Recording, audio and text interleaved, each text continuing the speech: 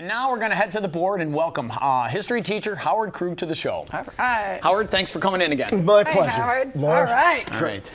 Guess what we're going to talk about today in TV land? Women's History Month? What's this? It's a Greek symbol for mirror and comb. What's this? A symbol. Symbol for what? For females. Women. Yes. Thank you. Yes, it's not hair and comb. I thought that's But where they got yes. it from. Okay.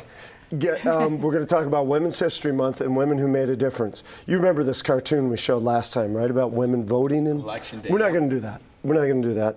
We're going to talk about two special ladies who have made a difference in our lives. And the first one is Mary Bethune McLeod. Now, wait a minute. She's African American. Right. That's right. She started a school. She was born in 1875. She started a school, Laura, in 1904, and she only had a few students there. Okay? She built it up to over 250. Wow. And then she came to New York, and in 1935, she established the National Council of Negro Women in New York City. And she became friends with Eleanor and Franklin Roosevelt. And she would be asked to do some things. And one of the things she was asked to do by Franklin D. Roosevelt, she was appointed to the division leader of the Negro Affairs of the National Youth Administration. That's what they used to call. He actually had a black cabinet. That's what they used to term African Americans, Right. Negroes and blacks. And that's why we see her. She's very famous. She would go on with W.E.B. Du Bois, and she would help get rights for African Americans in the United Nations, which takes us to our next person, Eleanor Roosevelt. You've heard of her, right? Yes. Yes, she was born in 1884. Her parents both died when she was 15 years old. But she went to the girls' school. She stayed there. She graduated. She went on and did great things. She married her fifth cousin, Franklin Roosevelt, and she became the first modern first lady. What did she do that was first? I'm going to tell you a couple things. Number one, she was the first woman to ever write a national newspaper column. She was the first to speak on racial issues, and she expanded the rights of workplace for women and refugees. She actually went up flying with these guys from Tuskegee. Oh, nice. When the white captains and generals wouldn't let them fly, she went down to Tuskegee and said, "Hey, I want to go up with these guys." And they said, "Oh, you can't do that, can't do that. You got to go fly with one of these white guys, these captains." "No, I want to go up with him." Right. "You can't go up with him." "Does he know how to fly?" "Yes, I want to go." She got the Tuskegee Airmen in the air. And of course, if you've ever seen Red Tails, Yep. they didn't lose anybody. She's amazing. But here's her lasting contribution to the world. You know what this is? United UN? Nations. That is awesome. And you know what?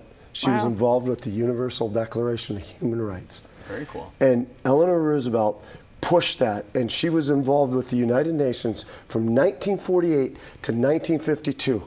And she is an amazing lady. And because of her, we have freedoms. Because of her. Let's talk about a couple of those freedoms. All people are born free and equal in dignity and rights. That's why we have rights the way we do. Watch this one. Everybody has the life, liberty, and security of person. You can't take away our rights. Right. Worldwide, people want these rights, don't they? Yes. But this one is big because she got it past the communists.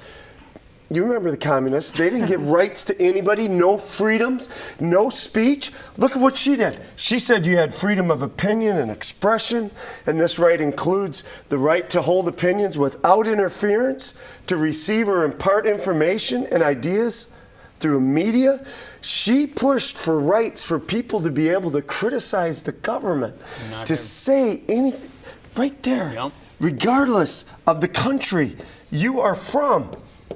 You have rights, and we're waged in a battle right now for these rights, aren't we? Yes.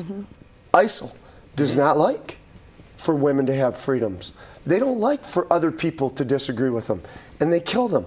Under the United Nations, we believe that everybody has the right to their own freedom of expression, their own opinions.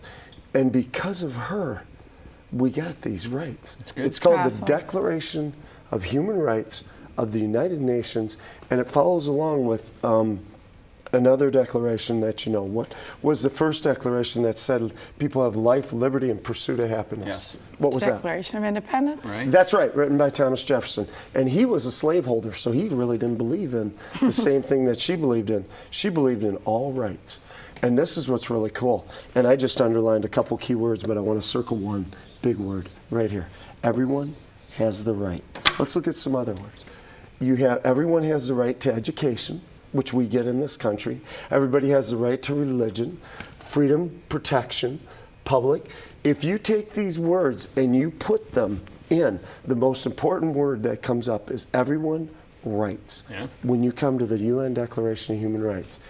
And that's why these two ladies are so vitally important. And I just want to leave you with this statue because it's kind of cool looking, from Mary Bethune-McLeod.